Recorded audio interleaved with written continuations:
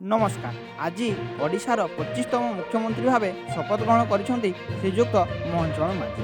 ওড়িশার রাজ্যপাল শ্রীযুক্ত রঘুবর দাস মোহন চরণ মাঝিଙ୍କୁ পদ এবং গোপনীয়তার শপথ পাঠ করাইছেন এবং তাঙ্ক সহিত দুইজন উপমুখ্যমন্ত্রীମାନେ ମଧ୍ୟ ଆଜି ଶପଥ ଗ୍ରହଣ କରିଛନ୍ତି।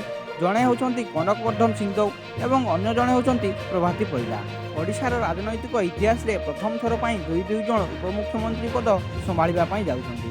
ଓଡ଼ିଶାରେ ପ୍ରଥମ ଥର ପାଇଁ ବିଜେପିର ମୁଖ୍ୟମନ୍ତ୍ରୀ ଆଜି ଶପଥ ଗ୍ରହଣ କଲେ, କାରଣ ପୂର୍ବରୁ ଓଡ଼ିଶାରେ କେବେ ବି ବିଜେପିର ସରକାର ହୋଇନାହିଁ ଏବଂ ଓଡ଼ିଶାର ଏହି ଶପଥ ଗ୍ରହଣ ସମାରୋହରେ ଆଜି ଭାରତର ପ୍ରଧାନମନ୍ତ୍ରୀ ଶ୍ରୀଯୁକ୍ତ ନରେନ୍ଦ୍ର ମୋଦିଙ୍କ ସମେତ ଅନେକ ବିଜେପିର ବଡ଼ ବଡ଼ ନେତାମାନେ ସାମିଲ ଥିଲେ। ଓଡ଼ିଶାର ପୂର୍ବତନ ମୁଖ୍ୟମନ୍ତ୍ରୀ ଶ୍ରୀଯୁକ୍ତ ନବୀନ ପଟ୍ଟନାୟକ ମଧ୍ୟ ଏହି ଶପଥ ଗ୍ରହଣ ସମାରୋହରେ ସାମିଲ ଥିଲେ। ଓଡ଼ିଶା ବିଧାନସଭାର ବାଚସ୍ପତି ଭାବେ ସୁରମା ପାଢ଼ୀଙ୍କୁ ମନୋନୀତ କରାଯାଇଛି।